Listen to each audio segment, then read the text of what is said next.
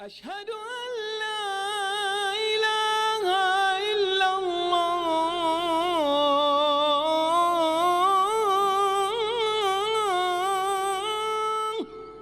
بسم الله الرحمن الرحيم. الحمد لله رب العالمين والعاقبة للمتقين ولا عدوان إلا على الظالمين.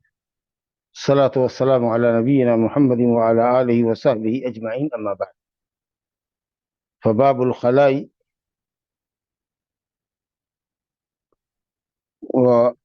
والاستطابة.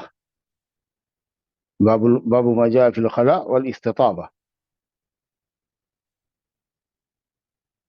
یہ دوسرا باب ہے کتاب الطہارت کا، جس میں آداب استنجا بتائے گئے. بیت الخلاء میں آدمی کو کیسے داخل ہونا چاہیے اور استنجا کیسے کرنا چاہیے. ظاہر ہے اسلام جو اللہ نے ہم کو آخری دین کی شکل میں ایک کامل اور مکمل شریعت کی شکل میں عطا کیا ہے، الحمدللہ یہ کامل اور مکمل دین ہے اور تمام شعبہ حیات کے اندر ہماری رہنمائی کرتا ہے. آداب اکل و شرب ہے، آداب اللباس ہے، آداب المجالس ہے. اسی طریقے سے اسلام میں آداب استنجا بھی ہے. ایک کامل مکمل دین کی یہ پہچان ہے کہ کوئی جز، کوئی حصہ تشنا نہیں رکھا گیا. ہر موڑ پر ہماری اسلام نے رہنمائی فرمائی ہے. چنانچہ بطور طرز و تعریض مشرکین مدینہ حضرت سلمان فارسی رضی اللہ عنہ سے کہتے تھے، لقد علمکم نبیکم کل شیء حتی الخراء. تحقیق کہ تمہارے نبی نے تم کو ہر چیز سکھلائی ہے، یہاں تک کہ آداب استنجا بھی سکھایا. یہ انہوں نے بطور تمسخر کہا، مذاق کے طور پر کہا، لیکن حضرت سلمان نے جواب دیا بلا یا قال اجل، بلا شبہ ہمارے نبی نے ہم کو آداب استنجا بھی سکھایا. وہاں بھی ہماری رہنمائی فرمائی ہے. غرض یہ کہ چھوٹے سے چھوٹا معاملہ، بڑے سے بڑا معاملہ ہو کہ چھوٹے سے چھوٹا معاملہ، اسلام نے ہماری رہنمائی فرمائی ہے الحمدللہ. تو ہمارے پاس جو اس وقت آج باب ہے، وہ باب ہے آداب استنجا کا، کہ بیت الخلاء میں کیسے داخل ہوں، کس رخ پہ بیٹھیں، استنجا کیسے کریں. چنانچہ جو باب ہے ہمارے سامنے وہ آپ دیکھ رہے ہیں، الخلا، باب ما جاء فی الخلا. خلا خلو سے ہے، خلو سے، کیونکہ آدمی جب قضاء حاجت کے لیے بیٹھتا ہے تو وہاں وہ تنہا ہوتا ہے، کسی دوسرے کے ساتھ نہیں بیٹھتا، اکیلا ہوتا ہے. چاہے وہ ٹوائلٹ میں بیٹھے یا گھر سے باہر کسی گھیری ہوئی جگہ میں جو 4 دیواروں سے گھیری گئی ہو، اس مخصوص گھیرے ہوئے مکان میں بیٹھے، یا پھر آبادی سے باہر صحرا میں، بیابان میں، یا جھاڑیوں میں، یا درختوں کے جھرمٹ کی آڑ میں، یا کسی اونچی جگہ، اونچی سڑک کے نیچے گڑھے میں، نشیبی زمین میں بیٹھے تاکہ کوئی اس کو دیکھ نہ سکے. وہاں وہ تنہا ہوتا ہے، اسی لیے اس کو خلا کہتے ہیں. گویا کہ مراد ہے موضع قضاء حاجت. خلا سے مراد موضع قضاء حاجت، جہاں آدمی قضاء حاجت کے لیے، رفع حاجت کے لیے جاتا ہے، چاہے وہ گھر میں ہو یا پھر گھری ہوئی دیوار کے اندر ہو گھر سے باہر، یا پھر کے صحرا میں ہو. موضع قضاء حاجت کو خلا کہتے ہیں. گویا کنایا ہے. اصل میں نیچے ذکر کریں گے، وجہ بعد میں آئے گا کہ صاحب چونکہ آدمی تنہا ہوتا ہے وہاں قضاء حاجت کے وقت، اس سے اس کو خلا کہتے ہیں. خلو سے ہے. اور استطابت طیب سے ہے. استطابہ یستطیب و استطابت، پاکیزگی حاصل کرنا، یعنی سبیلین یا مخرجین، جو 2 راستے ہیں پیشاب اور پاخانہ نکلنے کے، استنجا کے رفع حاجت کے بعد، پیشاب کرنے کے بعد، پاخانہ کرنے کے بعد ان 2 مخرج کو دھونا یا ان 2 مخرج کی صفائی کرنا، یہ استطابت ہے. گویا مخرجین یا سبیلین جن سے نجاست نکلتی ہے، نجاست نکلنے کے بعد ان کی صفائی اور پاکیزگی کو استطابت کہتے ہیں. گویا استنجا کرنا جس کو عام طریقہ سے ہم لوگ کہتے ہیں، اب یہ مخرج یا مخرجین یا سبیلین کی صفائی اور نظافت اور پاکیزگی دو طرح سے ہوتی ہے. یا تو ہم پتھر لیں، اس کا ذکر ہم گزشتہ درس میں پڑھ چکے ہیں کہ کم سے کم 3 پتھر ہونا چاہیے، اور انشاءاللہ صحیح قول کے مطابق اگر ایک پتھر بھی ہو تو 4 کونے والا ہو، ہر کونا ایک دوسرے سے الگ ہو، تاکہ ایک کنارے کو آدمی پکڑے اور 3 کنارے سے 3 مرتبہ صاف کرے، پوچھے. تو اس کو استجمار کہتے ہیں. اور پانی لینے کو استنجا کہتے ہیں. عام طریقے سے کہتے ہیں استنجا پانی لینا، یعنی پانی کے ذریعے سبیلین کو یا کسی سبیل سے جس سے غلاظت نکلی ہے اس کو دھونا، صاف کرنا، یہ ہے استنجا. اور اگر پتھر استعمال کرتے ہیں یا مٹی کا ڈھیلا استعمال کرتے ہیں یا اسی طریقہ سے رومال استعمال کرتے ہیں جو ٹیشو پیپر ہے، تو اس کو استجمار کہتے ہیں. بہرحال استجمار اور استنجا، پانی لینا یا پتھر لینا، دونوں ہی جائز ہیں. ایک دوسرے کی موجودگی میں صرف ایک پر اکتفا کرنا بالکل جائز ہے اور مکمل طہارت حاصل ہوتی ہے. ویسے پتھر کے مقابلے میں پانی لینا زیادہ افضل ہے، کیونکہ نجاست بھی دھل جاتی ہے اور بدبو بھی ظاہر ہو جاتی ہے. اور بعض لوگوں نے، یا اکثر اہل علم نے کہا کہ مستحب ہے کہ پہلے پتھر لے اس کے بعد استنجا پانی لے. لیکن اس استحباب پر جو دلیل دی جاتی ہے کہ اہل قباء جن کی تعریف اور جن کی پاکیزگی کا اللہ نے قرآن میں ذکر کیا، فیہ رجال یحبون ان یتطہروا، وہاں ایسے لوگ ہیں جو پاکی کو پسند کرتے ہیں یا پاک رہنے کو پسند کرتے ہیں. تو نبی صاحب نے پوچھا کہ کیا کرتے ہو تم لوگ کہ تمہاری پاکی کا اور تمہاری طہارت کا اللہ نے ذکر کیا؟ تو انہوں نے کہا کہ ہم اپنے پڑوسی یہودیوں کو دیکھ کر پہلے پتھر لیتے ہیں، اس کے بعد پانی لیتے ہیں. یہ حدیث ابو داؤد کی ہے، ضعیف حدیث ہے. اسی لیے جو لوگ بھی کہتے ہیں کہ پتھر لو اس کے بعد پانی لو اور اس کو مستحب سمجھتے ہیں، مجھے استحباب کی دلیل نہیں معلوم ہے، اور جو دلیل دی جاتی ہے وہ حدیث ضعیف ہے. بلکہ جو اصل روایت ہے ابو داؤد وغیرہ میں یا سنن میں، کہ انہوں نے یہ کہا کہ ہم پانی لیتے ہیں، جیسے کہ یہودی پانی لیتے ہیں. عام عرب کے مقابلے میں ہم پانی لیتے ہیں، جس سے پاکیزگی بھی ہوتی ہے اور مقام مخصوص سے بدبو بھی ظاہر ہو جاتی ہے. اس لیے اللہ تعالیٰ نے ان کا ذکر کیا. تو ایک طرح سے، بلکہ شیخ البانی رحمۃ اللہ علیہ نے کہا کہ ایک طرح کا یہ غلو ہے کہ پتھر بھی لو اور پانی بھی لو، دونوں میں سے کوئی بھی لو ایک دوسرے سے کفایت کر جائے گا. ویسے پتھر کے مقابلے میں پانی کا استعمال کرنا افضل ہے. تو یہ ہوا باب الخلا، یعنی قضاء حاجت کی جگہ میں جانا. اور استطابت کے معنی ہوا کہ سبیلین کو، مخرجین کو ناپاکی کے بعد صاف اور پاک کرنا، چاہے وہ استجمار کی شکل میں ہو یا استنجا کی شکل میں. اب پہلی حدیث جو اس باب کی ہے، جو ترتیب میں 11ویں حدیث ہے ہماری، حضرت انس بن مالک رضی اللہ عنہ سے مروی ہے. ہم سب جانتے ہیں کہ حضرت انس بن مالک رضی اللہ عنہ بڑے بزرگ صحابی ہیں اور نبی صلی اللہ علیہ وسلم کے خادم خاص رہے ہیں. 10 سال انہوں نے نبی صلی اللہ علیہ وسلم کی خدمت کی ہے، اور نبی صلی اللہ علیہ وسلم نے ان کے لیے دعا فرمائی کہ اللہم اکثر مالہ وولدہ، اللہ ان کے مال میں، ان کی اولاد میں اضافہ فرما. چنانچہ 100 سے زائد اولاد تھی. اور مورخین نے لکھا کہ اتنی ہی اولاد اپنی زندگی میں، اپنی اولاد، سلبی اولاد، بیٹے اور بیٹی کی اولاد نہیں، اپنی اولاد دفن کر چکے تھے، اور اتنے ہی 100 سے زائد زندگی میں زندہ بھی تھی. اللہ اکبر. اور انصار میں سب سے زیادہ مال والے، باغ والے حضرت انس بن مالک ہی تھے. لمبی عمر بھی الحمدللہ پائی، 93 سال، 93 ہجری میں یا 95 ہجری میں ان کا انتقال ہوا. بہرحال انصاری نجاری صحابی ہیں.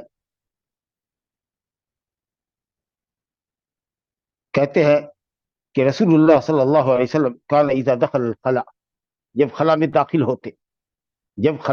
ہوتے، خلا پہلے بتا چکے ہیں، یہ کنایہ ہے موضع قضاء الحاجہ، قضاء حاجت کی جگہ سے کنایہ ہے. یعنی یہ لفظ بول کر کے قضاء حاجت کی جگہ مراد لیا ہے، کیونکہ آدمی وہاں تنہا ہوتا ہے.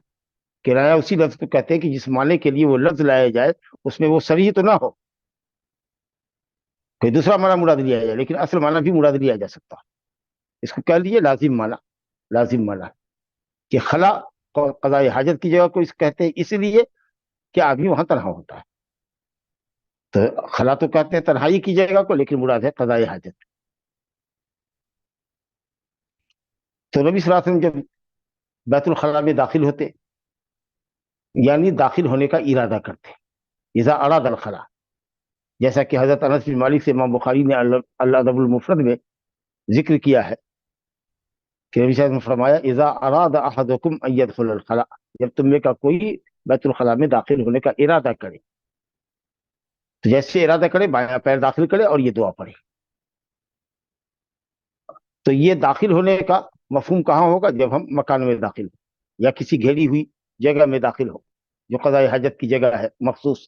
لیکن اگر آدمی میدان میں جاتا ہو، جھاڑ کے پیچھے، جھاڑیوں کے پیچھے بیٹھتا ہو، تو وہاں داخل ہونے کا کوئی کنسپٹ نہیں ہے. وہاں یہ ہے کہ جب آدمی بیت الخلاء کرنے کے لیے بیٹھنا چاہے تو ستر کھولنے سے پہلے، بے ستر ہونے سے پہلے اس دعا کو پڑھ، اور کھڑا کھڑا ہی بے ستر نہ ہو بلکہ جب زمین سے قریب ہو جائے تب وہ بے ستر ہو، تاکہ دور سے کھڑے آدمی کو دور سے کوئی دیکھ نہ سکے. تو بہرحال بیٹھنے سے پہلے اور شرمگاہ کھولنے سے پہلے، بے ستر ہونے سے پہلے دعا کو پڑھ لیں. کون سی دعا تھی؟ اللہم انی اعوذ بک من الخبث والخبائث. اللہم، یا اللہ کا معنی دیتا ہے یا اللہ، تو یا کو حذف کر کے آگے میم مشدد لگایا آخر میں، اور اللہ کا لفظ کو پہلے ذکر کیا تیمنا وتبرکا.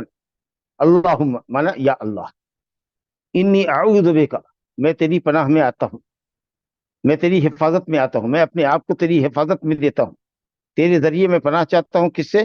من الخبث والخبائث، خبث سے اور خبائث. خبث خا کے ضمہ با کے ضمہ کے ساتھ خبث، خبیث کی جمع، اور خبائث خبیثتن کی جمع. خبث اور خبائث سے میں تیری پناہ میں آتا ہوں، میں تیری پناہ چاہتا ہوں کہ وہ ہمیں کوئی شر پہنچا سکے. یہ جو خبیث ہے، یہ خباثت کا جو لفظ ہے، یہ طیب کی ضد ہے. جیسے قرآن نے کہا وَيُحِلُّ لَهُمُ الطَّيِّبَاتِ وَيُحَرِّمُ عَلَيْهِمُ الْخَبَائِثِ. خبیث طیب کی ضد ہے. طیب پاکیزہ چیز، اچھی چیز. خبیث بری چیز، ناپسندیدہ چیز، فاسد چیز، نقصان دہ چیز، مکروہ شے. اب یہ لفظ کثیر الاستعمال ہے، جہاں جہاں جس طرح سے استعمال ہوگا وہاں اس کا معنی ہوگا. اگر کوئی کہے ملت خبیثہ، خبیث ملت سے اس کا تعلق ہے، مراد یہ ہے کہ باطل دین سے اس کا تعلق. اگر کہیں طعام الخبیث، خبیث کھانا، مراد یہ ہے کہ حرام کھانا یا نقصان دہ کھانا. کوئی کہے شراب الخبیث، خبیث مشروب پینے کی چیز یعنی تکلیف دہ چیز. کوئی کہے کلام الخبیث، خبیث کلام یعنی گالی گلوچ، جھوٹ. تو جہاں جیسا استعمال ہوتا ہے لفظ خبیث کا معنی وہاں اس کے حساب سے محل استعمال کے اعتبار سے اس کا معنی متعین کیا جاتا ہے. یہاں مراد ہے مذکر شیاطین اور مؤنث شیاطین. خبیث جس کی جمع خبث ہے، خبائث خبیثہ کی جمع، مذکر اور مؤنث شیاطین کے شر سے اے اللہ میں تیری پناہ چاہتا ہوں. اس کا مطلب یہ ہے کہ بیت الخلاء میں یا قضاء حاجت کی جگہ پر شیاطین مذکر اور مؤنث موجود ہوتے ہیں، کیونکہ وہ تو خبیث ہے، ناپاک ہے، تو ناپاکی کی جگہ ہی ان کو پسند ہوگی. فرشتے طیب ہیں تو ان کو طیب پسند ہے، بدبو سے ان کو سخت نفرت ہے. لیکن یہ شیاطین ہیں، خبیث ہیں، ان کو جائے خباثت پسند ہے. جہاں جھاڑیاں ہوتی ہیں، جہاں لوگ قضاء حاجت کے لیے بیٹھتے ہیں، وہاں پر شیاطین جمع ہوتے ہیں اور بنی آدم کو پریشان کرتے ہیں. کوشش ہوتی ہے کہ ان کو ناپاک کر دیں، ان کے کپڑے کو ناپاک کر دیں تاکہ یہ عبادت نہ کر سکیں یا عبادت میں دشواری پیدا ہو. تو شیاطین کا کم رکاوٹ ڈالنا. جب ہم یہ دعا پڑھ لیتے ہیں تو شیاطین کے شر سے بچ جاتے ہیں. اللہم انی اعوذ بک من الخبث والخبائث، یا اعوذ باللہ من الخبث والخبائث، دونوں سے غیر. اللہم انی اعوذ بک من الخبث والخبائث یا اعوذ باللہ من الخبث والخبائث. اب کثرت استعمال کی وجہ سے تخفیفاً علماء خبث بھی پڑھتے ہیں، اعوذ باللہ من الخبث والخبائث، لیکن اصل میں وہ خبث ہے. تخفیفاً خبث باقی سکون کے ساتھ پڑھا جاتا ہے. تو یہ دعا ہے. لکھتے ہیں کہ الخبث خا کے ضمے اور با کے ضمے کے ساتھ خبیث کی جمع اور خبائث خبیثہ کی جمع. نبی صلی اللہ علیہ وسلم نے شیاطین مذکر اور شیاطین مؤنث سے پناہ چاہی. اس کا مطلب ہے کہ نبی صلی اللہ علیہ وسلم بھی انسان تھے، اور آپ بھی تکلیف سے بچنے کے لیے اور نفع کے حصول کے لیے اللہ تعالیٰ کی طرف رجوع فرمایا کرتے تھے، کیونکہ آپ نے بھی یہ دعا پڑھی ہے اور امت کو سکھلائی ہے. تو آپ بھی شیاطین کے شر سے پناہ چاہتے تھے. یہاں مسئلہ صرف یہ ہے کہ کیا بسم اللہ بھی کہنا چاہیے؟ بسم اللہ اللہم انی اعوذ بک من الخبث والخبائث. تو حضرت انس رضی اللہ عنہ کی بعض روایت میں ذکر آیا ہے بسم اللہ کا، جیسا کہ حافظ ابن حجر رحمۃ اللہ علیہ نے فتح الباری میں ذکر کیا، لیکن سند اہل علم نے اس کی سند کو ضعیف کہا ہے، شیخ البانی رحمۃ اللہ علیہ نے، اور یہ کہا ہے کہ صاحب وہ شاذ، کیونکہ حضرت انس بن مالک رضی اللہ عنہ سے جس نے بھی اس روایت کو نقل کیا ہے، جو ثقات لوگ ہیں، انہوں نے بسم اللہ کا ذکر نہیں کیا، لہذا اس حدیث میں کلام ہے اور پھر وہ شاذ روایت ہے. البتہ حضرت علی رضی اللہ عنہ سے ترمذی میں روایت ہے، اس کی سند میں بھی کلام ہے، لیکن کئی طرق کی وجہ سے علامہ مناوی نے حسن کہا ہے، علامہ البانی نے حسن کہا ہے کہ ستر ما بین اعین الجن وعورات بنی آدم ان یقول احدهم اذا دخل الخلاء بسم اللہ اللہم انی اعوذ بک من الخبث والخبائث. جنوں کی آنکھوں کے درمیان اور بنی آدم کی سطر کے درمیان جو چیز حائل ہے، پردہ ہے، حفاظت کا ذریعہ ہے، وہ یہ ہے کہ جب بھی کوئی بیت الخلاء میں داخل ہو یا قضاء حاجت کے لیے بیٹھنے کا ارادہ کرتا ہو تو کہے بسم اللہ اللہم انی اعوذ بک من الخبث والخبائث. تو اس سے یہ ہوتا ہے کہ انسان کی شرمگاہ کو، بنی آدم کی شرمگاہ کو شیاطین مذکر اور مؤنث نہیں دیکھتے ہیں، گویا ان کی نظروں سے حفاظت کا ذریعہ ہے. یہ حدیث ترمذی میں حضرت علی رضی اللہ عنہ سے مروی ہے، سند میں کلام ہے، لیکن کئی طرق کی وجہ سے اہل علم نے اس کو مستحب کہا ہے، لہذا بسم اللہ کہنا مستحب. بسم اللہ اللہم انی اعوذ بک من الخبث یا خبث والخبائث کہہ کے داخل ہونا چاہیے.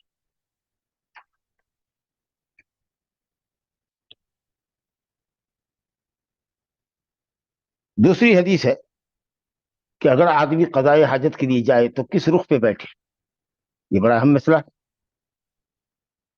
حضرت ابو ایوب انصاری رضی اللہ عنہ سے روایت ہے، خالد بن زید ان کا نام تھا، یہ بھی نجاری تھے، جس قبیلے کے حضرت انس سے، قبیلہ نجار جو تھا، بنو نجار کا، یہ انصار کا سب سے افضل قبیلہ تھا. خالد بن زید جن کی کنیت اپنی کنیت سے مشہور ہے، یہ ابو ایوب انصاری رضی اللہ عنہ فرماتے ہیں قال رسول اللہ صلی اللہ علیہ وسلم اذا اتیتم الغائط فلا تستقبلوا القبلة بغایت ولا بول ولا تستدبروها ولكن شرقوا او غربوا. قال ابو ایوب فقدمنا الشام فوجدنا مراحيض قد بنيت نحو الكعبة فننحرف عنها ونستغفر الله عز وجل. آگے ذکر کرتے ہیں الغائط المطمئن من الارض ينتابونه للحاجة فكنوا به عن نفس الحدث كراهية لذكره بخاص اسمه والمراحيض جمع المرحاض وهو المغتسل وهو ايضا كناية عن موضع التقلب. اس میں دو لفظ آیا ہے، غائط اور ایک لفظ ہے مراحیض، دونوں کے معنی کی وضاحت کیا ہے نیچے. حدیث دیکھیے، رسول اللہ صلی اللہ علیہ وسلم نے فرمایا اذا اتیتم الغائط، جب تم غائط آؤ. تو غائط آؤ کا مطلب یہ ہے کہ قضاء حاجت کے لیے آؤ. غائط کا معنی جیسا کہ آگے کہتے ہیں نشیبی زمین کو کہتے ہیں، ڈاؤن پلیس کو کہتے ہیں، کسی اونچی زمین کے نیچے بیٹھنا تاکہ وہ اونچائی لوگوں کی نظروں سے بچائے. عام طریقے سے عرب جن کے گھروں میں یا صحابہ اکرام مدنی زندگی کے اندر جن کے گھروں کے اندر ابتدا میں بیت الخلاء نہیں بنے ہوئے تھے، باہر جایا کرتے تھے. عورتیں بھی رات کی رات نکلنا کرتی تھی، عادت بنائی ہوئی تھی کہ رات کی رات نکلیں گی، اور مرد حضرات تو کسی بھی وقت جا سکتے تھے. تو جب وہ جاتے تو نشیبی زمین تلاش کے بیٹھتے، کسی اونچی شے کے نیچے، کوئی اونچا باندھ ہے، سڑک ہے اونچی، اس کے نیچے کسی گڑھے میں یا جھاڑی وغیرہ میں بیٹھتے، مقصد پڑتا تھا.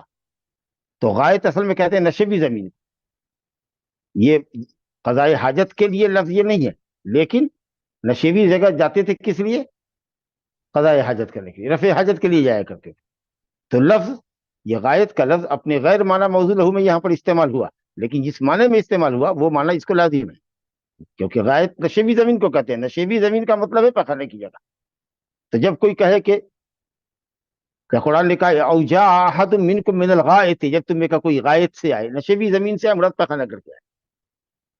اچھا، بول اور غائط بھی استعمال کیا جاتا ہے. بول، اس کا مطلب یہ ہوا کہ غائط اس جگہ کو کہتے ہیں یا اس عمل کو کہتے ہیں جس میں ٹوائلٹ کرتے ہیں آدمی، پیخانہ کرتا ہے. صرف پیشاب اگر کرے تو اس کو بول کرنا کہتے ہیں، تبول کہتے ہیں پیشاب کرنا، اس کو غائط نہیں کہتے. بہر تو فرمایا کہ جب تم غائط میں جاؤ یعنی قضائے حاجت کے لیے جاؤ، چاہے اب وہ مکان میں ہو جو اٹیچ ہے یا سیپریٹ ہے، یا گھر کے باہر کوئی جگہ ہے جو گھیری گئی ہے اسی کام کے لیے، یا پھر کھلی جگہ ہو یہاں پردے کے ساتھ بیٹھنا چاہیے، نہ ڈاؤن زمین میں بیٹھنا چاہیے، گڑھے میں بیٹھنا چاہیے، یا جھاڑی کے پیچھے بیٹھنا چاہیے. تو فرمایا کہ جب رفع حاجت کے لیے آؤ فلا تستقبل القبلۃ بغائط ولا بول. دیکھا، غائط ولا بول بالمقابل لائے ہیں. اس کا مطلب یہ ہوا کہ غائط کا اطلاق پیخانہ کرنے پر ہوتا ہے، بول کرنے، پیشاب کرنے پر نہیں. تو قبلے کا استقبال نہ کرو غائط کرنے میں یعنی پیخانہ کرنے میں، اور نہ پیشاب کرنے میں. قبلے کا استقبال نہ کرو، قبلے کی طرف رخ کر کے نہ بیٹھو، جدھر تمہارا قبلہ ہو ادھر رخ کر کے نہ بیٹھو. آگے ہے ولا تستدبروہا، اور قبلے کی طرف پیٹھ بھی مت کر کے بھیجو. قبلے کی طرف پیٹھ مت کرو یعنی اپوزٹ سمت میں بیٹھے ہوئے. قبلہ اگر ہمارا پورب ہے، پچھم ہے، تو اگر ہم پچھم رخ قضائے حاجت کے لیے، رفع حاجت کے لیے بیٹھتے ہیں تو ہمارا رخ ہوا قبلہ، استقبال ہوا، رخ ہوا قبلے کی طرف. اور اگر پورب بیٹھتے ہیں تو ہماری پیٹھ ہوئی قبلے کی طرف. تو نہ رخ کر کے قبلے کی طرف بیٹھو، نہ پیٹھ کر کے بیٹھو. تب کدھر بیٹھو؟ اپوزٹ سمت، اتر دکن بیٹھو. آگے فرمایا آپ نے اہل مدینہ کو خطاب ہے، اور جو لوگ مدینہ کی سمت میں ہیں، مدینہ کی سمت میں ہو یا مدینہ کے بالمقابل سمت میں، کہا ولکن شرقوا او غربوا. ہاں، پورب رخ کر کے بیٹھو یا پچھم رخ کر کے بیٹھو. تو مدینے والوں کا قبلہ دکن تھا، گویا کہ مدینہ مکے سے اتر واقع تھا، اور شام والوں کا قبلہ اتر تھا، گویا کہ وہ کعبہ کے دکن جانب واقع تھے. تو جو لوگ کعبہ کے شمال جانب ہیں، جنوب کی طرف ہیں، ان کو پورب اور پچھم رخ ہو کر کے بیٹھنا ہے. پورب یا پچھم رخ ہو کر کے بیٹھے. شمال کی طرف رخ کریں گے مدینہ والے تو پیٹھ ہو جائے گی کعبہ کی طرف، اور اگر جنوب کی طرف رخ کریں گے تو رخ ہو جائے گا شام والے اس کا الٹا. لیکن جن کا قبلہ پچھم ہے، جیسے ہم ہندوستانیوں کا، یا جو کعبہ سے پورب ہے، اسی طریقے سے جو لوگ کعبہ سے پچھم ہے ان کا قبلہ ہوگا کعبہ سے پورب. تو ان کو کدھر بیٹھنا چاہیے؟ اگر پچھم اور پورب نہیں بیٹھنا ہے، قبلے کا استقبال اور استدبار نہیں کرنا ہے، تو ہم کو اتر اور دکن بیٹھنا، نارتھ اور ساؤتھ کی طرف رخ کر کے بیٹھنا ہوگا. حضرت ابو ایوب انصاری رضی اللہ عنہ کی اس حدیث سے آپ نے سمجھا کہ کوئی بھی شخص اگر پیشاب اور پیخانہ کی ضرورت کے لیے آئے تو اس کو نہ قبلے کی طرف رخ کرنا ہے اور نہ ہی پیٹھ کرنا ہے. یہ حدیث عمومی طور پر منع کرتی ہے، مکان میں ہو یا صحرا میں ہو، کہیں بھی ہو، نہ قبلے کی طرف رخ کر کے بیٹھنا ہے اور نہ ہی پیٹھ کر کے بیٹھنا ہے. اپوزٹ سمت میں بیٹھنا ہے، اتر دکن بیٹھنا ہے. مثلا جن کا قبلہ پچھم ہے یا پورب ہے، اور جن کا اتر دکن ہے وہ پچھم اور پورب رخ کر کے بیٹھیں گے. یہی معنی عموم کا کہ ہر جگہ یہ عمل ناجائز ہے، قبلے کی طرف رخ کرنا یا پیٹھ کرنا. حضرت ایوب انصاری کے اس قول سے سمجھ میں آتا ہے، جو راوی حدیث ہے، کہ جب ہم شام آئے تو ہم نے دیکھا مراحیز، مرحاز کی جمع. مرحاز بھی اسی جگہ کو کہتے ہیں جہاں آدمی محلے خاص کو، مقام مخصوص کو، دبر کو یا شرمگاہ کو، اگلی شرمگاہ کو یا پیچھے شرمگاہ کو دھوتا ہے نجاست کے بعد. تو وہاں مراحیز یعنی مراد ہے، کنایہ ہے بیت الخلا سے. تو وہاں بنے ہوئے گھر تھے، کچھ لیٹرین بنی ہوئی تھی شام میں، اور شام والوں کا قبلہ کدھر تھا؟ اتر. تو ہم لوگ ننحرف عنہا، ذرا پلٹ کے بیٹھتے، انحراف کرتے، توجہ موڑ لیتے. اگر سیٹ مان لیجئے کہ قبلہ کی طرف بھی ہے تو بیٹھ گئے، لیکن رخ ذرا سا ٹیڑھا کر لیا اپنا، تھوڑا ٹیڑھا ہو گیا، تاکہ یہ نہ لگے کہ صاحب ہم ایگزیکٹ قبلے کی طرف ہیں یا قبلے کی طرف ہمارا پیٹھ ہو رہا ہے. اور استغفر اللہ کہتے تھے، نستغفر اللہ، اللہ تعالیٰ سے مغفرت چاہتے تھے. کچھ لوگوں نے کہا کہ جن لوگوں نے اس طرح کی لیٹرین بنائی تھی ان کے لیے استغفار کر رہے تھے. لیکن کیوں؟ وہ لوگ تو پہلے سے تھے، بنایا ہوا تھا انہوں نے ممانعت سے پہلے، اور وہ نصارہ تھے. تو اصل میں یہ استغفار اپنے لیے کرتے تھے کہ کبھی کبھی چلے گئے تو مان لیجئے کہ بھول چک سے بیٹھ گئے اسی سمت پر جس سمت پر بیٹھک بنا ہوا ہے، ڈالا ہوا ہے، قبلہ رخ ہو گیا یا قبلہ کا اپوزٹ ہو گیا، تو یاد آیا تو استغفر اللہ پڑھا. یا یہ ہے کہ اگر تھوڑا ترچھے ہوئے، دائیں یا بائیں طرف ترچھے ہوئے اسی سیٹ پر جو قبلے کی طرف یا قبلے کے اپوزٹ سیٹ پہ بنایا گیا ہے، اس سے ذرا سا انحراف کر کے، مائل ہو کر کے دائیں بائیں اگر رہے تو پوری طریقے سے چونکہ انحراف نہیں ہو پاتا تھا تو شاید اپنی اس تقصیر کا اعتراف کرتے تھے، استغفر اللہ کہ غلطی ہو گئی یا اس طرح سے. تو اگر بھول چوک سے بھی بیٹھ جاتے رہے ہوں گے تو چونکہ بڑے لوگ ہیں تو بڑے لوگ بھول چوک پر معافی نہیں ہے، اس کے اوپر کوئی توبہ استغفار واجب نہیں ہے، لیکن بڑے لوگوں کی بڑی بات ہوتی ہے، اس لیے صحابہ کرام استغفار کیا کرتے تھے. حضرت ایوب کہتے ہیں کہ ہم لوگ ایسے بیت الخلاء میں جاتے تو ذرا سا آڑے ترچھے ہو کر کے بیٹھتے تھے، اور اس میں اگر کچھ کوتاہی ہو جاتی یا کبھی کوئی غلطی بھول چک ہوتی یا انحراف کرنے میں ہی قبلے سے ذرا سا تھوڑا سا ترچھا ہونے میں اگر کچھ کمی رہ جاتی تھی تو اپنی اس تقصیر پر اور کوتاہی پر اللہ تعالیٰ سے مغفرت چاہتے تھے. تو وہی کہتے ہیں کہ غائط تو کہتے ہیں نشیبی زمین کو جہاں لوگ قضاء حاجت کے لیے آتے تھے، لیکن بطور کنایا کے لفظ بول کر کے وہ جگہ مراد نہ لے کر کے وہ چیز مراد لی گئی ہے جو نشیبی زمین میں ڈالی جاتی ہے، یعنی پیشاب اور پیخانہ اصل میں.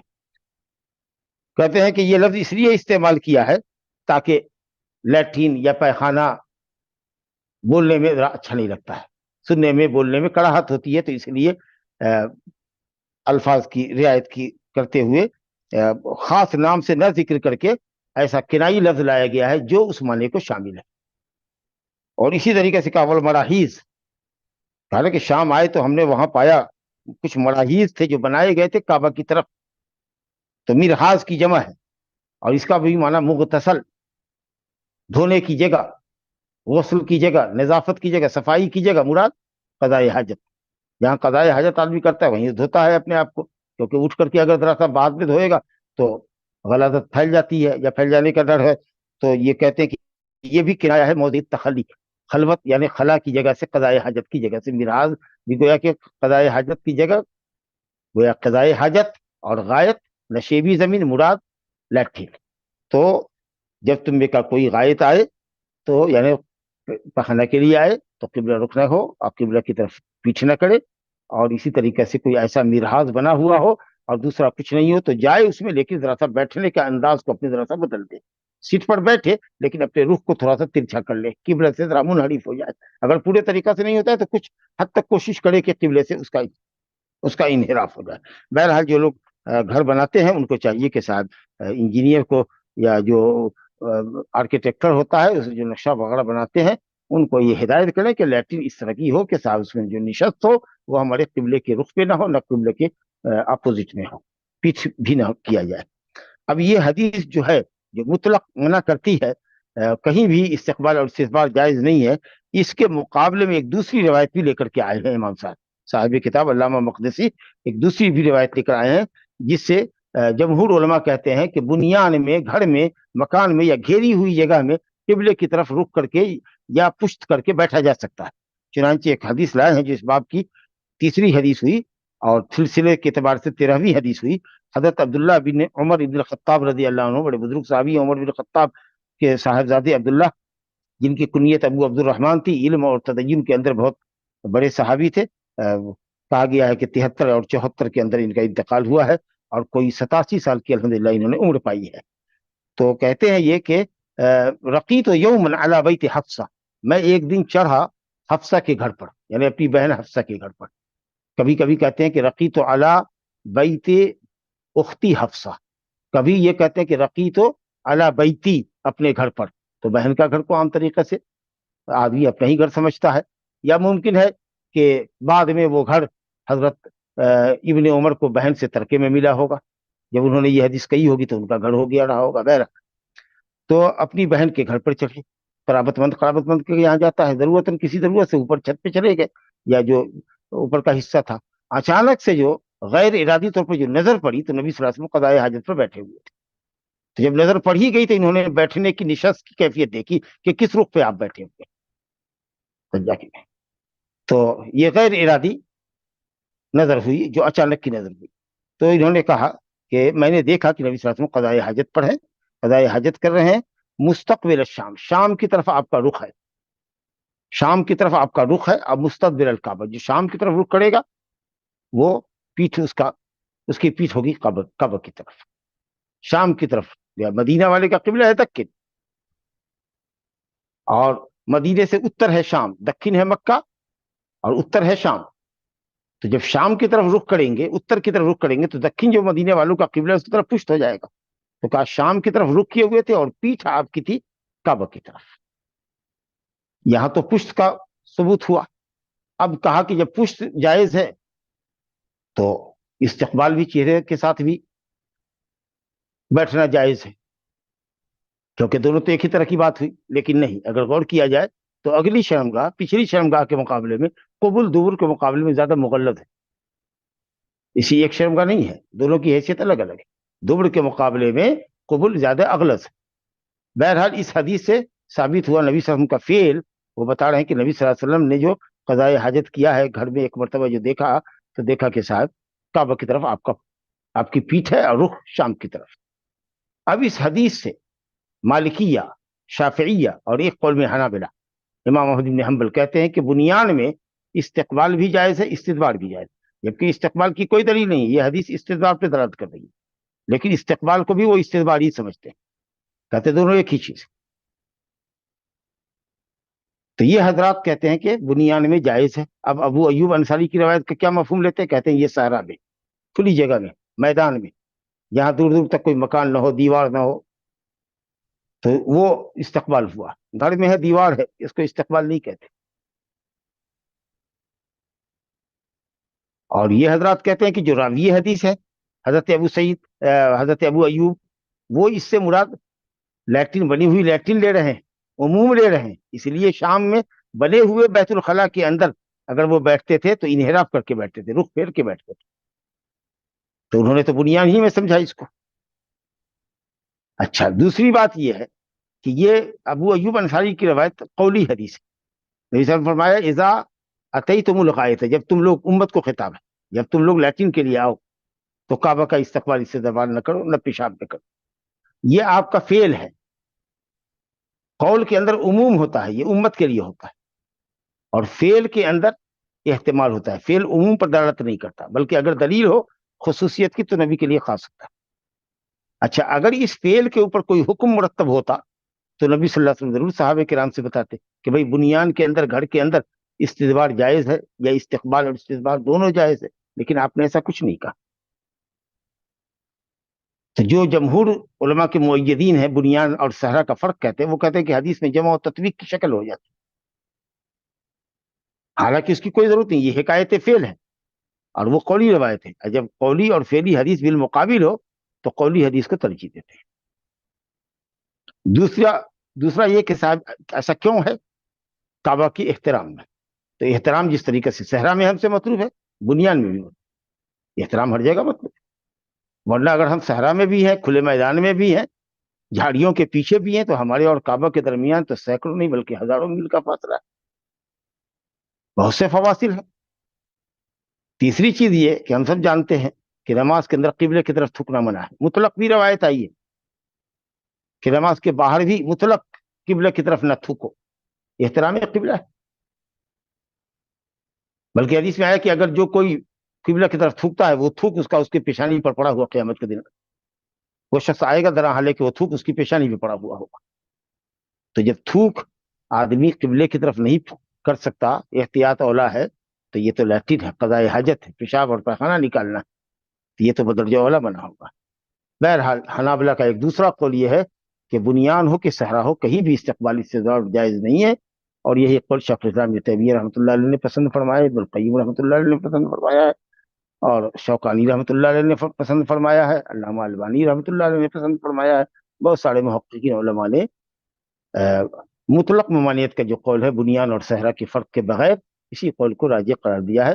یہ قول حنفیہ کا ہے اور حنابلہ کا ایک قول ہے.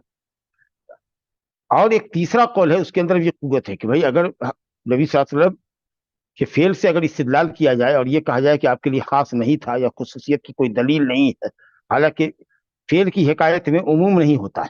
ہو سکتا ہے کہ ممانعت سے پہلے کا یہ واقعہ ہو سکتا ہے کہ یہ عمل آپ کے لیے خاص رہا ہو، حالانکہ آپ کہہ سکتے کہ خصوصیت کی کیا دلیل ہے، یا ممانعت سے پہلے کا حکم رہا ہو. تاریخ بتائیے کہ کون سی حدیث کب آپ صلی اللہ علیہ وسلم نے فرمائی ہے کہ جس سے آپ بعد والی حدیث سے پہلی حدیث کو منسوخ قرار دے رہے ہیں. یہ بحث کی جا سکتی ہے. یا اسی طریقہ سے یہ ہے کہ صاحب آپ نکلے جلدی رہی ہوگی، یا جگہ تنگ رہی ہوگی بیٹھنے کی، بہت ساری باتیں ہوتی ہیں. بہرحال تو بحث تو ہے گفتگو دونوں طرف سے لمبی چوڑی گفتگو ہے، لیکن بہرحال خلاصہ جس کی طرف دل مطمئن ہوتا ہے وہ یہی کہ بنیان ہو کہ صحرا ہو، کہیں بھی استقبال اور استقبال نہیں کرنا چاہیے، تاہم مکان میں بدرجہ مجبوری انشاءاللہ کوئی حرج نہیں ہے، مکان والا معاملہ تھوڑا آسان ہے، لیکن کوشش کرنا چاہیے کہ اگر لیٹرین گھر میں بنی بھی ہو تو اس کے رخ کو غیر قبلے کی طرف پھیرنے کی ضرورت ہے، یا اگر زیادہ سے زیادہ اب اس کو دلیل مخصص مانتے ہیں حضرت عبداللہ بن عمر کی اس حدیث کو کہ انہوں نے نبی صلی اللہ علیہ وسلم کو دیکھا، ابو ایوب انصاری کی عام روایت سے مخصص مانتے ہیں، تو صرف آپ کے لیے استدبار بنیان میں جائز ہوگا، استقبال جائز نہیں، کیونکہ جب ممانعت سے جب خصوصیت کی جتنی دلیل آتی ہے اتنے ہی دلیل کے لیے وہ حکم چھٹے گا، تو نبی صلی اللہ علیہ وسلم نے صرف قبلہ کا استدبار کیا تھا، استقبال نہیں کیا تھا۔ اب حضرت ابن عمر سواری بیٹھاتے تھے اور قبلہ رخ ہو کر کے قضاء حاجت کرتے تھے، کسی نے پوچھا کہ آپ قبلہ رخ ہو کر کے کیوں بیٹھتے ہیں، تو انہوں نے کہا کہ صاحب اگر تمہارے اور قبلے کے درمیان کوئی چیز حائل ہو کہ تم کو کعبہ سے پردے میں کرتی ہو تو جائز ہے، یہ ان کی ذاتی فہم ہے، یہ ان کی ذاتی فہم ہے جو انہوں نے نبی صلی اللہ علیہ وسلم کی نشست کو دیکھا، حضرت حفصہ رضی اللہ عنہ کے گھر میں قضاء حاجت پر جو بیٹھے ہوئے تھے، اس نشست سے انہوں نے استنباط کیا کہ اگر ہمارے اور قبلے کے درمیان کوئی ساتر چیز ہو تو کوئی حرج نہیں، ورنہ نبی صلی اللہ علیہ وسلم کو انہوں نے استقبال کرتے ہوئے کبھی نہیں دیکھا۔ ایک حدیث حضرت جابر رضی اللہ عنہ کی آتی ہے کہ نبی صلی اللہ علیہ وسلم کو ہم نے پیشاب کرتے ہوئے پایا تھا قبلے کی طرف رخ کر کے موت سے پہلے، تو اس حدیث کی بنیاد پر کچھ لوگ کہتے ہیں کہ نہیں، بنیان صحرا ہر جگہ جائز ہے، قبلہ کی طرف استقبال بھی کر سکتے ہیں، استدبار بھی کر سکتے ہیں، حالانکہ یہی جمہور کہتے ہیں کہ وہ حکایت فعل ہے جو حضرت جابر کہتے ہیں، وہ عموم کے معنی میں نہیں ہوگا، ہو سکتا ہے کہ گھر میں دیکھا ہو سکتا ہے کہ صحرا میں ہو سکتا ہے کہ کوئی مجبوری رہی ہو، یہی جواب آپ کو بھی دیا جا سکتا ہے کہ حضرت حفصہ کے گھر میں نبی صلی اللہ علیہ وسلم مستدبر القبلہ تھے تو کوئی مجبوری رہی ہوگی، آپ کے ساتھ خاص رہا ہوگا، وہ بھی ایک آیت فعل ہے، لا عموم لہا۔ بہرحال لمبی بحث ہے، خلاصہ یہی ہے کہ بہتر یہ ہے کہ قبلے کا استقبال اور استدبار نہ کیا جائے، نہ مکان میں کیا جائے، نہ مکان کے باہر میدان میں جہاں جھاڑی میں یا نشیبی زمین میں آدمی بیٹھتا ہو۔ ھذا وباللہ التوفیق۔ آگے ایک روایت دیکھیے، عن انس بن مالک رضی اللہ تعالی عنہ انہ قال كان رسول الله صلى الله عليه وسلم يدخل الخلاء فأحمل أنا وغلام النهر إداوة من ماء وعنزة فيستنجي بالماء۔ حضرت انس بن مالک رضی اللہ عنہ فرماتے ہیں، انہوں نے کہا کہ رسول اللہ صلی اللہ علیہ وسلم يدخل الخلاء، خلا میں داخل ہوتے، یعنی موضع قضاء الحاجہ، قضاء حاجت، رفع حاجت کی جگہ میں داخل ہوتے، چاہے وہ گھر ہو یا صحرا ہو، آبادی کے باہر جاتے، اور مراد یہاں پر یہی ہے کہ آبادی کے باہر آپ گئے، چنانچہ یہ کہتے ہیں کہ میں نے فاحمل انا، میں اٹھاتا تھا، وہ غلام النحوی، اور ایک لڑکا جو میرے ہی ہم عمر کا تھا، میرے ہی قبیلے کا تھا، کچھ لوگوں نے کہا کہ ابن مسعود تھے، لیکن بہرحال غلام کا لفظ ابن مسعود جیسے کبیر السن آدمی کے لیے یا بالغ آدمی کے لیے استعمال مناسب نہیں ہے، تو کوئی لڑکا تھا، منا، بعض جگہ کا منا من الانصار، تو میرے ہی جیسا، میرے ہی عمر کا ایک لڑکا تھا ہمارے ہی قبیلے کا، ہم دونوں آپ کے لیے برتن میں پانی لے کر کے جایا کرتے تھے، اداوتم من ماء، چمڑے کا ایک چھوٹا برتن جس کے اندر پانی ہوتا تھا، وہ ہم پانی لے کر کے جایا کرتے تھے۔ اس سے معلوم یہ ہوا کہ آدمی اپنے خادم سے، اپنے بیٹے سے، اپنے شاگرد سے، چاہے وہ آزاد ہی کیوں نہ ہو، غلام نہیں آزاد، اس سے خدمت دے سکتا ہے۔ اس سے تربیت کا بھی پہلو ہے کہ بچوں کو بڑوں کی خدمت کرنے کا کچھ سلیقہ معلوم ہو اور سلیقہ سکھایا جائے۔ تو کہتے ہیں کہ میں اور میرے جیسا ایک لڑکا پانی کا برتن، چمڑے کا ایک برتن چھوٹا سا جس میں پانی ہوتا، ہم اٹھاتے، وہ انزہ، اور انزہ لے جاتے۔ انزہ کہتے ہیں کہ صاحب الحربۃ الصغیرہ، چھوٹا نیزہ، لاٹھی سے چھوٹا، اور اس کے اندر ایک کنارے میں پھل لگا ہوتا، لوہے کا نوکدار، جس کو زمین میں گاڑ دیتے، اس کو لے کر جاتے، پانی لیے ہوئے ہیں اور وہ لیے ہوئے ہیں حربہ، جس کے اندر ایک حصے میں، نچلے حصے میں پھل لگا ہوتا، نوکدار، گاڑ دیتے۔ اب اس کی کیا ضرورت تھی؟ بہت ضرورت ہو سکتی ہے، ایک تو یہ کہ صاحب جھاڑی میں بیٹھے ہوئے ہیں، ہو سکتا ہے کہ کوئی موذی کیڑا مکوڑا نکل جائے، حشرات الارض نکل جائے، سانپ بچھو نکل جائے، تو اپنی پروٹیکشن کے لیے وہ ضروری ہے۔ دوسری بات یہ بھی ہے کہ اگر زمین سخت ہے، جہاں پیشاب کی دھاڑ پڑے گی تو پیشاب کے پلٹ کر پڑنے کا خطرہ ہے، تو چلو زمین کو کریت دیا اور اس کو نرم کر دیا، تو بالو اور مٹی نرم ہو گئی، قبل اس کے کہ وہ، بعد اس کے کہ وہ پہلے پتھریلی تھی، تیسری صورت یہ ہے کہ اگر مکمل پردہ نہیں ہو رہا ہے، ایسی جگہ پہ بیٹھے ہیں جہاں مکمل پردہ نہیں ہے، لوگوں کی گزرگاہ سے قریب ہے، ہو سکتا ہے کسی کی نظر پڑ جائے تو اس کو گاڑ کے نبی صلی اللہ علیہ وسلم اپنا کپڑا اس کے اوپر ڈال دیتے تھے تاکہ پردہ ہو۔ یہ بھی ممکن ہے کہ وہاں سے نکلنے کے بعد عام طریقے سے نبی صلی اللہ علیہ وسلم استنجا سے فارغ ہوتے تو وضو یا تیمم کے بعد آپ نماز پڑھا کرتے تھے، تو وہ ہڑبا اگر گاڑ دیا جائے گا تو وہ آپ کے لیے ستھرا ہوگا۔ بہت ساری چیزیں ہیں۔ تو یہ کہتے ہیں کہ میں اور میرے جیسا ایک لڑکا چمڑے کی برتن میں، چھوٹے برتن میں پانی لیتا تھا، وہ آنزہ لیتا تھا، ربع الصغیر، چھوٹا نیزہ، الحربۃ الصغیرہ، فیستنجی بالماء، چنانچہ آپ پانی سے استنجا کرتے، دیکھا نا، یستنجی بالماء، تو پانی کے استعمال کو، چاہے شرمگاہ اگلی دھونے کے لیے استعمال ہو کہ پچھلی شرمگاہ دھونے کے لیے استعمال ہو، پانی کا اگر استعمال ہے تو اس کو استنجا کہتے ہیں، اور اگر پتھر کا استعمال کرتے ہیں یا پانی کے علاوہ کسی اور چیز کا استعمال کرتے ہیں تو اس کو استجمار کہتے ہیں۔ تو پانی کا استعمال افضل ہے پتھر کے مقابلے، جیسا کہ شروع گفتگو میں ہم نے یہ بات کہی ہے۔ بعض اہل علم کہتے تھے کہ پانی میں استعمال نہیں کرنا پسند کرتا ہوں کیونکہ میرے ہاتھ میں بدبو رہ جائے گی۔ کچھ لوگ کہتے تھے پانی کھانے پینے کی چیز ہے، یعنی آدمی کے استعمال کی چیز ہے، اس سے غلط دھونے میں اس کو گندا کیوں کر رہے ہیں، تو اس لیے وہ پتھر ہی لیتے تھے۔ اور کچھ لوگ کہتے تھے کہ نہیں صاحب، پتھر سے پاکی نہیں ہوگی، اگر پانی ہے تو پتھر سے پاکی نہیں ہوگی۔ حالانکہ دونوں قول افراط و تفرید کا ہے، پانی کے ہوتے ہوئے بھی پتھر 100% پاکی کا ذریعہ ہے، اور پانی بھی استعمال نبی صلی اللہ علیہ وسلم نے کیا ہے۔ بات رہ گئی کہ صاحب وہ ہاتھ میں بدبو کا مسئلہ ہے تو آپ زمین کے اندر مٹی رگڑ لیتے تھے، نبی صلی اللہ علیہ وسلم باہر نکلتے تھے مٹی پر اپنے ہاتھ کو مل لے کر کرتے تھے۔ آج طرح طرح کے صابن ہیں، ہینڈ واش ہے، تو الحمدللہ تو دونوں شکلیں درست ہے، اور حدیث چونکہ موجود ہے اس لیے اس میں کسی عقل کو داخل کرنے کی یا عقلی گھوڑے دوڑانے کی ضرورت نہیں ہے، پانی سے استنجا افضل ہے۔ تو یہ حدیث آپ نے سنی، اور آگے روایت ہے ابو قتادہ حارث بن ربعی انصاری رضی اللہ عنہ فرماتے ہیں، آداب استنجا چل رہا ہے، کہتے ہیں کہ نبی صلی اللہ علیہ وسلم نے فرمایا لا يمسكن احدكم ذكره بيمينه وهو يبول ولا يتمسح من الخلاء بيمينه ولا يتنفس في الاناء۔ تین پوائنٹ ہے اس کے اندر۔ ابو قتادہ جن کا نام حارث بن ربعی انصاری رضی اللہ عنہ ہے، 54 میں مدینہ میں ان کا انتقال ہوا ہے، کسی کا کوفے میں 38 کے اندر، بہرحال پہلا قول زیادہ صحیح ہے کہ 54 میں مدینہ میں ان کا انتقال ہوا ہے۔ کہتے ہیں کہ نبی صلی اللہ علیہ وسلم نے فرمایا، اس میں تین چیزوں سے آپ نے منع فرمایا، لا یمسکن احدکم ذکرہ بیمینہ وہو یبول، تم میں کا کوئی بھی شخص اپنے ذکر کو ہرگز نہ پکڑے داہنے ہاتھ سے درا حالے کو پیشاب کر رہا۔ ذکر کو داہنے ہاتھ سے، عضو تناسل کو، مرد اپنے عضو تناسل کو داہنے ہاتھ سے نہ پکڑے، یہ دائیں ہاتھ کی تقریب، کیونکہ ہو سکتا ہے پیشاب وغیرہ ہاتھ میں لگ جائے، تو بائیں ہاتھ سے ذکر کو پکڑے۔ درا حالے کو وہ پیشاب کر رہا، یہ لفظ پیشاب کرنا بتا رہا ہے کہ دوسری اگر حالت ہو، پیشاب کے علاوہ کی حالت ہے، تو آدمی داہنے ہاتھ سے عضو تناسل کو پکڑ سکتا ہے۔ اسے امام بخاری نے باب قائم کیا ہے کہ آدمی یمسک ذکرہ بیمینہ اذا بالا، جب پیشاب کرے تو لا یمسک ذکرہ اذا بالا، جب پیشاب کر رہا ہو تب نہیں۔ اس کے مطلب یہ کہ اس کے علاوہ حالتوں کے اندر میں جائز ہے، کراہت نہیں ہے۔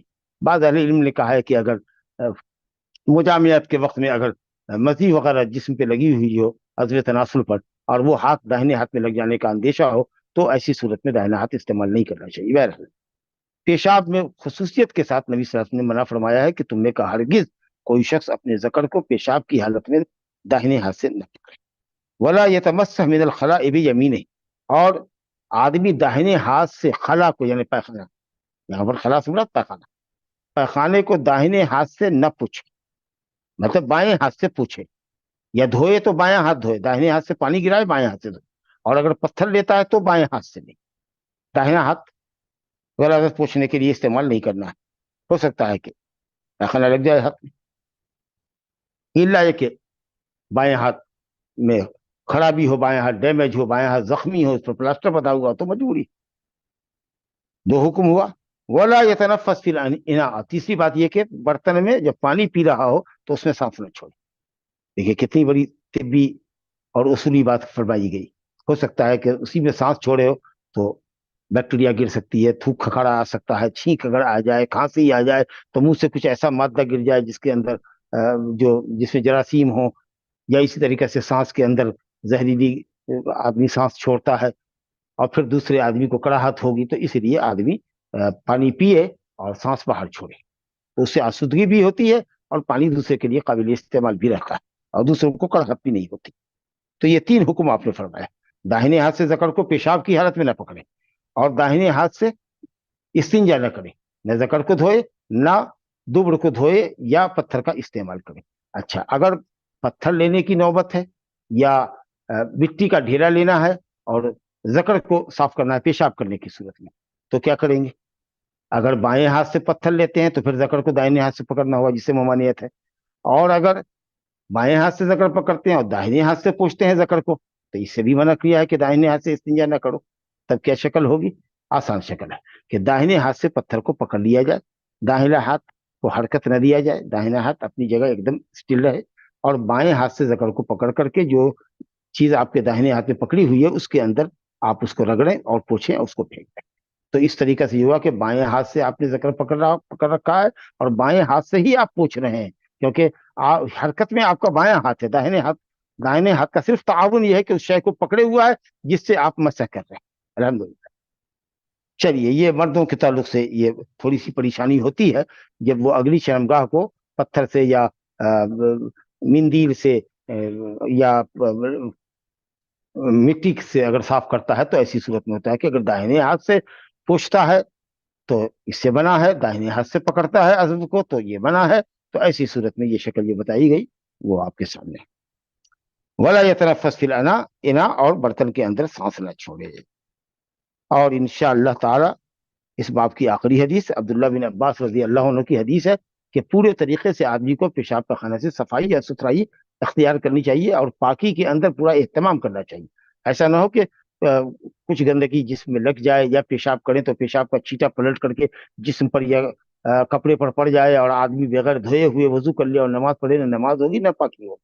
और आम तरीके से नबी ने फरमाया फ़इन आम बता अज़ाबिल क़ब्र, इंसान को जो उमूमी तौर पर अज़ाब क़ब्र होता है या जिसको भी अज़ाब क़ब्र होता है उसमें उसकी सबसे बड़ी वजह यही होती है, या सबसे अहम सबब कह लीजिए, वो यही है कि लोग पेशाब के छींटों से नहीं बचा करते। चुनांचे सहीहैन की रवायत है, अब्दुल्ला इब्न अब्बास रजी अल्लाह अन्हुमा से रवायत है, फरमाते कि मर्र नबी सल्लल्लाहु अलैहि वसल्लम बिक़ब्रैन, नबी सल्लल्लाहु अलैहि वसल्लम का गुजर हुआ 2 कब्र से, और आपके साथ कुछ और भी सहाबा किराम थे। तो आपने कहा कि साहब इन्नहुमा लयुअज़्ज़बान, इन दोनों पर अजाब हो रहा है। अब जाहिर है कि कब्र के अजाब को तो कोई नहीं सुनता, लेकिन ये नबी सल्लल्लाहु अलैहि वसल्लम के खसाइस में से है कि अल्लाह ताला ने आपको सुनाया, आपको मुत्तला किया कि इन दोनों पर अजाब हो रहा है, और अजाब की वजह भी बताई अल्लाह ने आपको, ताकि आप अपनी उम्मत को इससे डरा दें कि उन गुनाहों से परहेज करें जिनसे जो अजाब कब्र का बाइस होते हैं। आपने फरमाया वमा युअज़्ज़बान फी कबीरिन, किसी ऐसे बड़े अमल के सबब इनको अजाब नहीं दिया जा रहा है जिनसे बचना इनके लिए बड़ा मुश्किल था। गुनाह तो बड़ा ही था, क्योंकि बगैर बड़े गुनाह के अजाब कब्र कैसे होगा? अजाब कब्र अजाब होने का मतलब है कि गुनाह बड़ा है, लेकिन इतना भी अमल मुश्किल न था कि उसको उससे बच नहीं सकते थे। यानी बचना अगर तवज्जो देते तो बिल्कुल आसान था। क्या क्या क्या वजह थी इनकी? का अम्मा अहदुहुमा फकान ला यस्तबरउ मिनल बौल, ला यस्ततिरु मिनल बौल, एक शख्स उसमें का ऐसा था जो पेशाब के छींटे से नहीं बचता था। और कुछ लोगों ने कहा कि ला यस्ततिरु, यानी अपने दरमियान और लोगों के दरमियान जब वो पेशाब करता था तो अपनी शर्मगाह की हिफाजत नहीं करता था, ऐसे मकाम पर बैठता था कि कोई भी घर से निकले, गली के नुक्कड़ से निकले या कहीं से गुजरे तो उसकी शर्मगाह पे नजर। अब दूसरी रवायत में कि ला यस्तनज़िहु मिनल बौल, अपने पेशाब से सफाई और बचाव इख्तियार नहीं करता था। ये ज्यादा अच्छा माना है, यानी पेशाब का छींटा अगर पड़ रहा है तो पड़ रहा है, उससे तहफ़्फ़ुज़ नहीं करता था कि कैसे बैठे, किस मकाम पे बैठे, नर्म और हमवार जगह तलाश करके बैठे कि पेशाब का छींटा बाइल पर पेशाब करने वाले के जिस्म के ऊपर उलट करके न पड़े, पलट के न पड़े, और उसको कोई अहमियत नहीं देता था। तो इसलिए पाकी का बड़ा एहतमाम करना चाहिए। आम तरीके से आदमी जो टाइट पैंट पहनते हैं या कोई लिबास ऐसा पहनते हैं जिसके सबब, या अंडर वियर पहनते हैं, तो देखिएगा कि अगर वो इस्तिंजा कर रहे हैं तो आधे खड़े हैं और आधे बैठे हुए, और जब वो उठे आखिर में पेशाब में तो अजब नहीं कि कुछ खतरात उनके कपड़े में गिर जाते हैं, और फिर न उसको धोया, न सफाई की, न मकाम मखसूस को धोया, न कपड़े को धोया जिस पर इस्तिंजा पेशाब लगा है, और उसके बाद बैठे और नमाज पढ़ लिया और खुश हो गए कि साहब ने नमाज पढ़ ली। تو اس لیے ایسے لوگ جو اس طرح کا لباس پہنتے ہیں ان کو چاہیے کہ وہ بیت الخلاء میں جائیں، باقاعدہ فری ہو کر کے بیٹھیں، کپڑا نکال کر کے بیٹھیں، اور استنجا آرام سے فارغ ہو کر کے اس کے بعد پھر وہ اپنا پنڈلی وغیرہ کو دھو کر کے اپنا کپڑا پہنے، پھر باہر نکلے اور وضو کریں۔ تو قبر کے عذاب سے بچا جا سکتا ہے اور پیشاب کی چیٹے سے بچا جا سکتا ہے۔ آسان عمل ہے لیکن توجہ کی ضرورت ہے۔ اور دوسرا شخص تھا جو وہ یمشی بن نمیم چغل خور تھا، نمام کہتے چغل خور کو، جو ایک جگہ سے بات دوسری جگہ منتقل کرے، لے جائے، ایک جگہ سے دوسری جگہ بات بڑھائے فساد کی غرض سے۔ خیر خواہی مقصود نہیں ہے، اصلاح مقصود نہیں ہے، دوسرے کو اس کے شر سے آگاہ کرنا مقصود نہیں ہے، فساد اور بگاڑ پیدا کرنے کے لیے دوستوں کے درمیان، رشتہ داروں کے درمیان یہاں کی بات وہاں لے گئے، فساد بھڑکا دیا۔ اور عام طریقے سے ایسے لوگ کچھ اپنی طرف سے مرچ مسالہ بھی لگا دیتے، اگر وہ نہ بھی کریں، صرف وہی بات نقل کر دیں جس بات سے جھگڑا ہو جائے گا، تو یہ چغل خوری ہے۔ اور اگر کچھ اپنی طرف سے بڑھا دیں تو یہ بہتان تراشی بھی ہوئی، والعیاذ باللہ۔ اس کو کہا گیا حالقہ، دین کو موڑ دینے والی چیز۔ اور سلف کا قول ہے کہ یہ نمام چغل خور ایک ساعت میں، ایک لمحے میں وہ فساد پیدا کرتا ہے، وہ بگاڑ پیدا کرتا ہے رشتہ داروں میں یا دوستوں میں، جو ساحر ایک سال میں نہیں کر سکتا، نقصان نہیں پہنچا سکتا۔ اس سے آپ نے فرمایا لا يدخل الجنت قطات، جنت میں چغل خور داخل نہیں ہوگا، وعید کے لیے ہے، سخت وعید کے لیے۔ بہرحال فاخذ رسول اللہ صلی اللہ علیہ وسلم رحمۃ اللہ علیہ رافت نے آپ کی امر آئی اور آپ نے ایک کھجور کی ایک شاخ منگوائی اور اس کو آپ نے 2 حصے میں چیر دیا۔ اور اس کے بعد صحابہ کہتے فقالو، لوگوں نے کہا، اس کا مطلب کہ آپ اکیلے نہیں تھے، آپ کے ساتھ لوگ تھے، کہا یا رسول اللہ آپ نے ایسا کیوں کیا؟ تو کہا لعلہ یخفف عنہما، شاید ان لوگوں سے عذاب میں تخفیف کر دی جائے، معلوم یہ بسا جب تک یہ لکڑی کے ٹکڑے خشک نہ ہوں، یعنی جب تک کھڑے ہیں تب تک ان کے عذاب میں شاید تخفیف ہوگی۔ حدیث ہے کہ میں نے، مسلم شریف میں حدیث ہے کہ میں نے اللہ سے ان کے لیے عذاب قبر میں تخفیف کی دعا کی، تو اللہ تعالیٰ نے کنڈیشنلی ہماری دعا کو قبول فرمایا کہ جب تک ایک ہری شاخ چیرنے کے بعد ہری رہتی، یعنی 1-2 روز، اس کے بعد تو سوکھ ہی جائے گی۔ ایک تو ہری جیسے ہی درخت سے ٹہنی الگ کی جاتی ہے وہ جلدی سوکھ جاتی ہے، پھر اگر اس کو چیر دیا جائے بیچوں بیچ تو اس کی تراوٹ اور جلدی سوکھ جاتی ہے، تو اور جلدی وہ سوکھ جاتا ہے۔ گویا کہ 24 گھنٹہ سے 48 گھنٹہ آپ سمجھ لیجیے، یا 72 گھنٹہ سمجھ لیجیے، جب تک اس کے اندر ہراپن ہے، ہریالی ہے۔ آپ نے یہ ایک بات بتائی، ہریالی وجہ نہیں ہے، آپ کی دعا برکت ہے، اور کنڈیشنل ہے کہ جب تک یہ ہری رہی۔ اسی لیے آپ صلی اللہ علیہ وسلم نے یہ کام صرف اسی شخص دونوں کی قبر پر کیا، پھر پوری زندگی آپ نے کسی اور کے ساتھ نہیں کیا، صحابہ کرام نے نہیں کیا۔ البتہ بریدہ، حضرت بریدہ تھے، بریدہ بن الحصیب یا حسیب، وہ اپنے بیٹوں کو وصیت کر کے گئے تھے کہ جب وہ مر جائیں گے تو ان کے قبر کے اوپر ہری ٹہنی گاڑ دینا۔ یہ ان کی اپنی سمجھ تھی۔ ان سے اجلہ صحابہ خلفائے راشدین اور دوسرے بڑے بڑے صحابہ جن کے پاس علم زیادہ تھا، انہوں نے اس طرح کی وصیت نہیں کی، اور نہ کسی کے قبر کے اوپر ٹہنی گاڑی گئی۔ جہاں تک تسبیح کی چیز ہے کہ ہری چیز تسبیح کرتی ہے، تو ان من شیء الا یسبح بحمدہ، دنیا میں کوئی چیز نہیں ہے جو اللہ کی تسبیح بیان نہ کرتی ہو، ہری بھی تسبیح بیان کرتی ہے، خشک چیز بھی اللہ کی تسبیح بیان کرتی ہے۔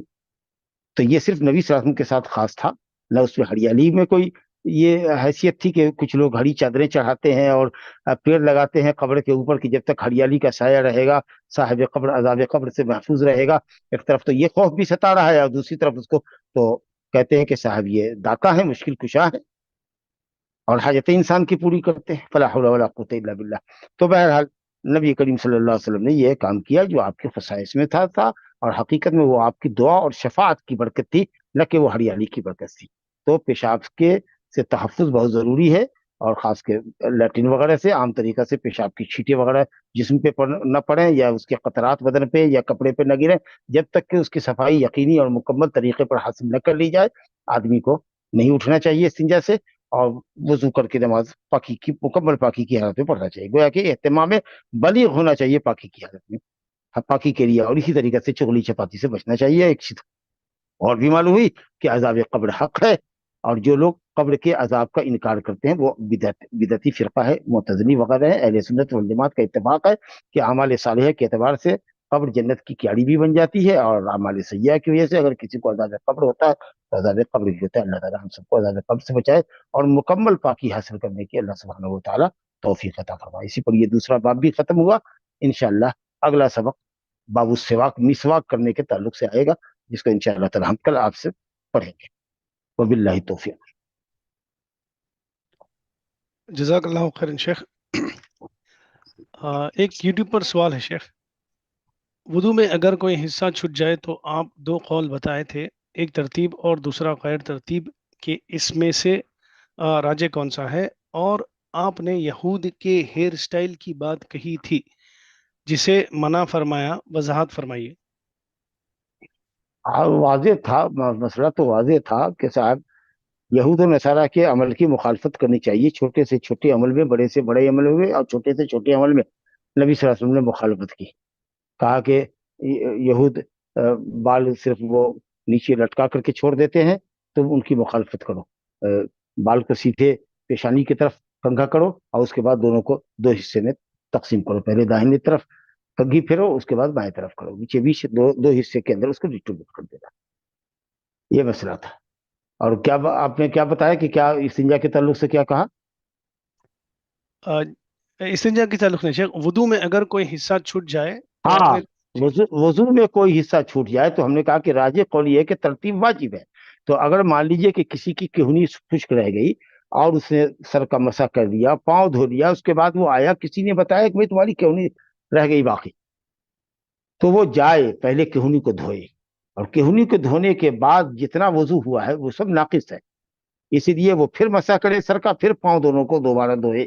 یہ ترتیب کی وجوب کا مطلب ہے۔ اور اگر ترتیب واجب نہیں ہے تو پھر جو حصہ خشک ہے صرف اس حصے کو دھو لے گا، وہی ہو جائے گا۔ تو کچھ لوگ کہتے ہیں کہ ترتیب واجب ہے، اور انشاءاللہ یہی راجح قول ہے کہ میں نے بتایا تھا کہ 3 اعضاء دھوئے جاتے ہیں، تو 2 اعضاء کا ذکر دھونے کا ذکر کر دیا ہے، پھر مسح راس کا ذکر کیا اللہ نے، پھر دھونے والے عضو کا ذکر کیا، دھوئے جانے والے عضو کا ذکر کیا۔